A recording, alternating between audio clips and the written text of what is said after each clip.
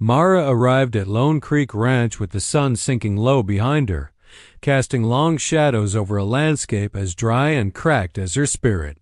She had been traveling for months with nothing but a worn satchel and a determination born out of desperation, fleeing a past she dared not remember. Dust clung to her skin like a second layer, and the hem of her dress was torn and stiff from the road. Hunger hollowed her cheeks, yet even in her exhaustion there was a quiet strength to her gait. She approached the ranch house hesitantly, bracing herself for rejection, rehearsing the humble request for work in exchange for food. Luke, the ranch owner, stepped out to meet her, a tall, broad-shouldered man whose calm presence seemed to still the air around him. He studied her without judgment, noting the weariness in her eyes more than the grime on her face. His voice was deep, quiet, and unexpectedly gentle as he granted her permission to work and offered her a meal, though she barely believed his kindness was real. She kept her distance over the next few days, working tirelessly in the barns and stables from sunrise to sunset, rarely speaking more than a few words, avoiding any interaction that required vulnerability. But Luke saw more than she realized, saw the way she flinched from sudden movement, the way she refused help even when she staggered from fatigue, the way her eyes softened when she looked at the horses before she caught herself. He sensed her fear but also saw her resilience, understanding that beneath the dust and silence was someone who had not been broken completely. Though she tried to remain invisible, something about his calm watchfulness made her feel, for the first time in a long time, that maybe she had arrived someplace safe. As the days passed, Mara moved like a shadow around the ranch efficient, quiet, never lingering long enough for anyone to truly see her. But Luke did, even if she tried to keep their interactions minimal. She worked with a relentlessness that unsettled the ranch hands, refusing breaks and taking meals alone in the barn loft, where she slept curled against old hay bales beneath a threadbare blanket. Though her hands were rough and her clothes worn, there was a surprising grace in the way she handled the animals, and Luke noticed that the wildest horse calmed beneath her touch, as if recognizing a kindred spirit in her quiet suffering. One evening, a fierce thunderstorm rolled through the valley, and the ranch took on a frantic activity: cattle to secure, gear to protect, shutters to fasten. In the chaos, Mara slipped while trying to stabilize a gate, and the sleeve of her dress tore, exposing long, faded scars running across her arm. Luke reached her first, his calloused fingers gently brushing hers as he helped her to her feet. She pulled back as if burned, eyes wide, her breath shallow, as though she feared not pain but being witnessed truly seen. He didn't speak of the scars, didn't ask, didn't push. He only held her gaze for a quiet moment, the storm raging behind them, and the way he looked at her, as though nothing he saw frightened him, made her knees weak. She muttered an apology and hurried inside, but that moment lodged in her chest like a spark of warmth she didn't know how to handle. That night, as thunder shook the ground and rain drummed against the roof of the loft, she lay awake thinking of his steady eyes, his silence, and wondering for the first time if someone might see her as more than the damage she carried. The following morning, Mara rose before dawn as always, but there was a tremble in her hands she couldn't hide, a leftover from the storm and the sudden vulnerability she felt in Luke's presence. She avoided the main house entirely, slipping down to the riverbank to wash her face before anyone woke, but her legs, weakened by weeks of inadequate rest and food, gave out beneath her. She collapsed to her knees in the cold water, trying to steady herself, but waves of dizziness blurred her vision. Luke, having gone to check the river's rising level after the storm, found her there shivering, knees sunk in mud, hands cradling her head as if holding herself together. Without a word, he waded in and lifted her gently, the shock of his strength and warmth causing her to struggle weakly before exhaustion forced her still. He wrapped his coat around her and carried her back to the ranch, each step steady and deliberate. Inside the house, in the glow of the kitchen's lantern, she trembled, refusing to meet his eyes. Unable to bear the silence, she whispered, barely audible, that she hadn't bathed properly in months, that she knew she was unclean and unfit to be near anyone. Her voice cracked as shame flooded her, expecting revulsion, anger, or at best uncomfortable silence.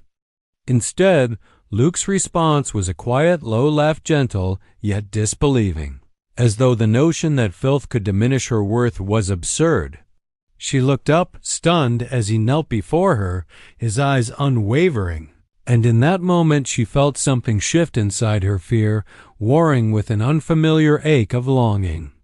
Her breath caught in her throat when he reached out, slowly, giving her every opportunity to refuse before brushing a strand of wet hair from her cheek. The tenderness in that single gesture made her heartbeat stumble, as if reminding her she was still alive, still human, still seen. For a moment, time seemed to stall between them. Mara frozen in disbelief, her eyes wide as if even breathing might shatter the fragile kindness offered to her. Luke's chuckle faded into silence, and he spoke softly, his voice low and steady, telling her that dirt washes off, but what she carried inside, the strength it took to survive what she had endured, made her more beautiful than any polished lady in town.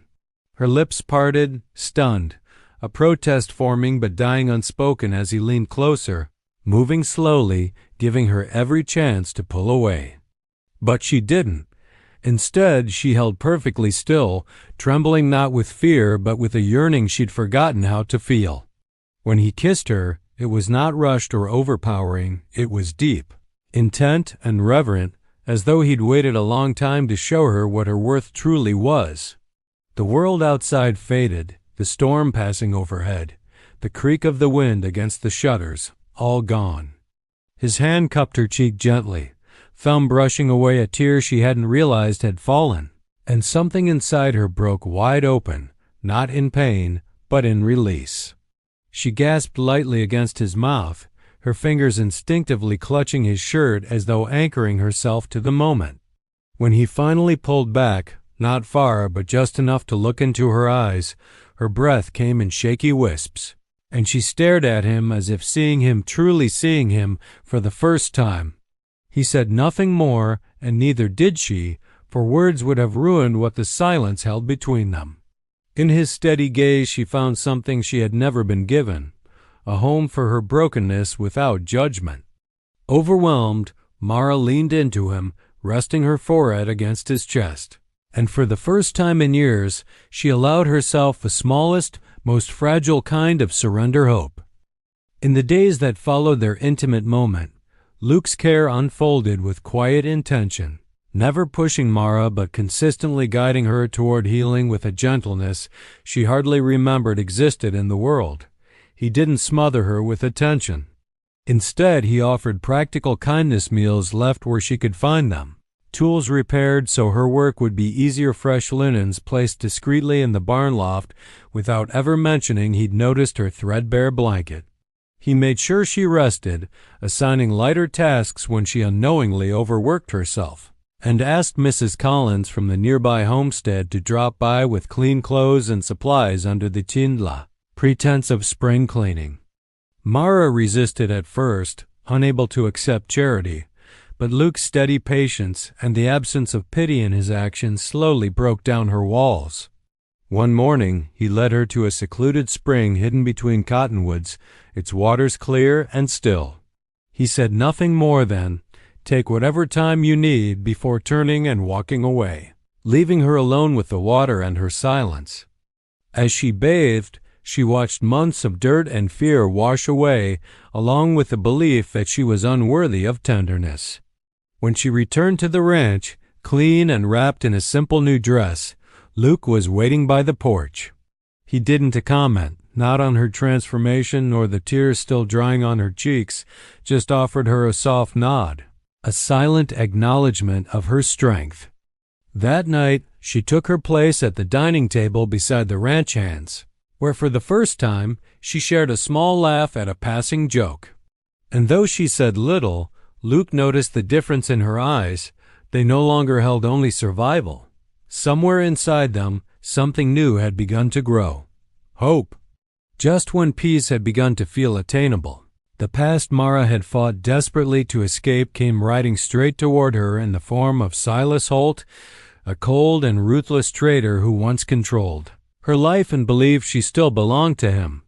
She was sweeping the porch when the thud of approaching hooves made her look up, and the sight of him sent a chill so deep through her body that the broom slipped from her grasp. His smirk held a dark satisfaction as he dismounted, eyes fixed on her like a predator reclaiming prey. Luke stepped forward instantly, positioning himself between them with quiet but unyielding authority, while ranch hands slowed their work, sensing danger. Silas accused Mara of fleeing her duties and stealing his property, threatening legal repercussion and violence if she did not return with him. Panic rose in her chest, familiar and suffocating, and she considered running once again to prevent harm from reaching those who had shown her kindness. That evening, consumed by fear, she began packing the few belongings she owned, convinced that her presence would only bring disaster to the ranch. But before she could walk away into the night, Luke found her near the barn, clutching her satchel with trembling hands. He didn't try to convince her with promises or arguments. He simply stood before her and said, softly but firmly, "You don't run anymore. Not from him. Not from this place. Not from me." Those words struck somewhere deep inside, unraveling the last thread of belief that she had to face her pain alone. Her tears fell silently, not of surrender, but of awakening courage. And that night, she chose to stay not because she was free from fear, but because, for the first time, she wasn't facing it alone. Morning arrived heavy with dread, but for the first time, Mara did not hide from it. Luke stood beside her as she watched Silas ride back toward the ranch, this time accompanied by 2 hired men, clearly intent on forcing her surrender. The ranch hands, having witnessed the strain in her eyes, began to gather behind Luke in quiet solidarity, unspoken but resolute. Fear clutched at Mara's chest, but remembering Luke's words from the night before, she stepped forward before he could, placing herself between Silas and the man who had offered her protection. Her voice trembled at first, but when she declared that she was no one's property and would never return to the life he trapped her in, a steel rose in her tone that even surprised her. Silas sneered and moved as if to grab her, but Luke intercepted him, securing his wrist in a firm grip just as the sheriff rode up, having been alerted by a ranch hand who made a discreet trip to town. The sheriff had been quietly gathering evidence against Silas for months, and with Mara's spoken testimony brief, but enough to confirm the abuses she endured, he finally had grounds to act. As Silas struggled and shouted threats, the lawman placed him in cuffs and led him away, his glare never leaving Mara. The moment he was gone, the silence that followed felt like the world exhaling at last. Mara stood frozen, shock rendering her still, and then, trembling, she felt Luke's hand slide into hers, not to pull her away, but to steady her. She looked up at him, her eyes full of tears she had fought too long to release, and for the first time she didn't turn away. She let them fall. No words were spoken then. It was enough that she was standing free and that he was there to witness it. In the days that followed Silas's arrest, the ranch returned to its quiet rhythm, but Mara felt as though the world had been irrevocably altered not through chaos, but through the sudden absence of fear.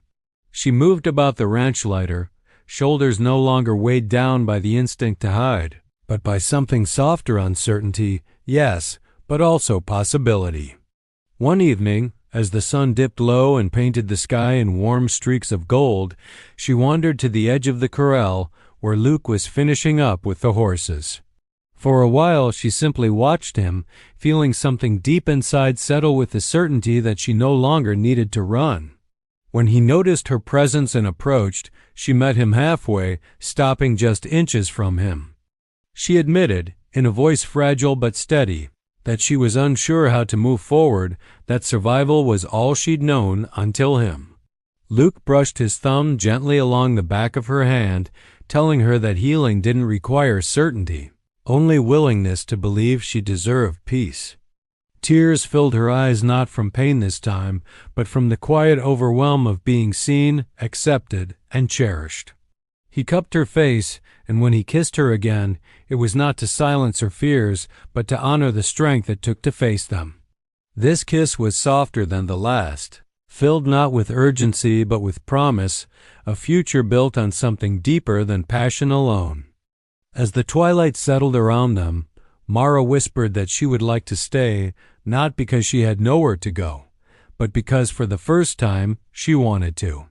Luke smiled, lowering his forehead against hers, and together they stood beneath the vast, calming sky, not as a broken woman and the man who saved her, but as two souls who had found in each other a chance to begin again.